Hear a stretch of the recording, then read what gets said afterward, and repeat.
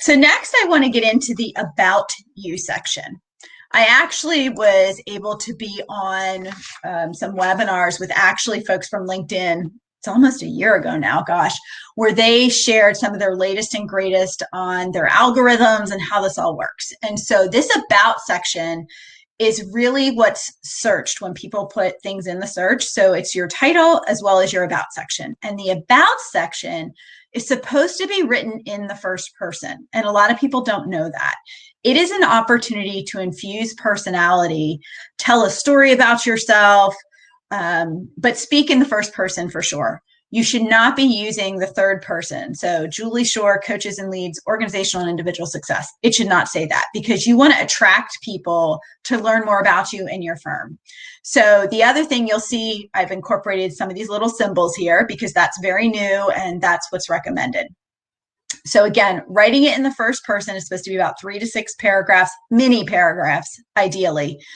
Again, all of this coming from LinkedIn and having the keywords in that people are searching so that your profile will come up. This is the second half of my About section, just as an example. I'm sure there's other ways to do it as well.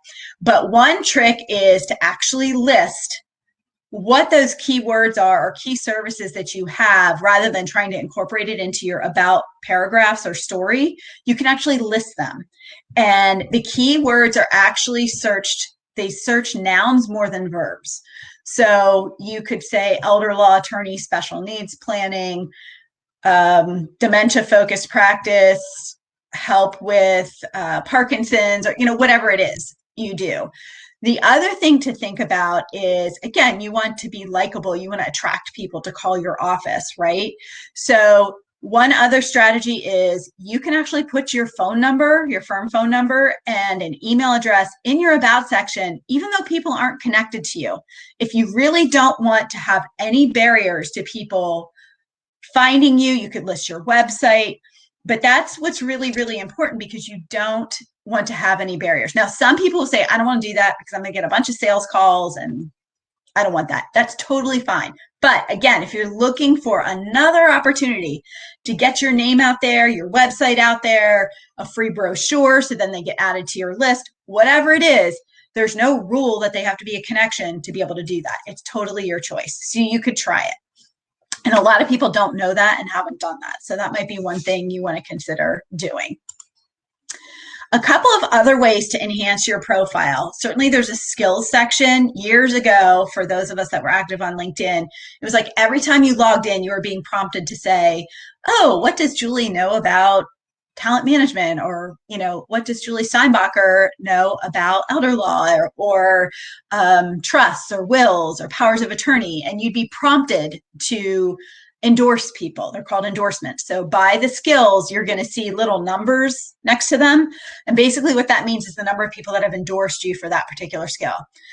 I don't put a lot of stock in things I've read and seen on trying to get those endorsements. Instead, I would recommend you get recommendations. So if you have worked with clients, and I know we talked about getting recommendations, and Tiff uses them in her social media strategy for the month, get them on LinkedIn too. But the only kicker is they have to be on LinkedIn. So someone can't give you a recommendation if you're not on LinkedIn. And in the guide, I talk more about that and show you actually how you go through and orchestrate that process. So again, other ways would be you have skills, you're having your keywords, your recommendations would be engaging in discussion groups. There are a ton of groups out there. You could be in local community groups. You could be in broader based groups. I'm sure a lot of the big organizations have groups. Like I have a certified Colby consultant group. I think NALA has a couple groups. So you just have to pick and choose. But by participating in some of these discussions, ideally you want to find groups where maybe there's not another attorney who does what you do, and you can showcase your knowledge and respond to discussions. Here again, though, this has to be someone's job because you as the attorney probably aren't going to have time to keep an eye out for this. Or if you're a very small practice, then maybe you need to schedule time to make sure you are engaging if this becomes part of your strategy.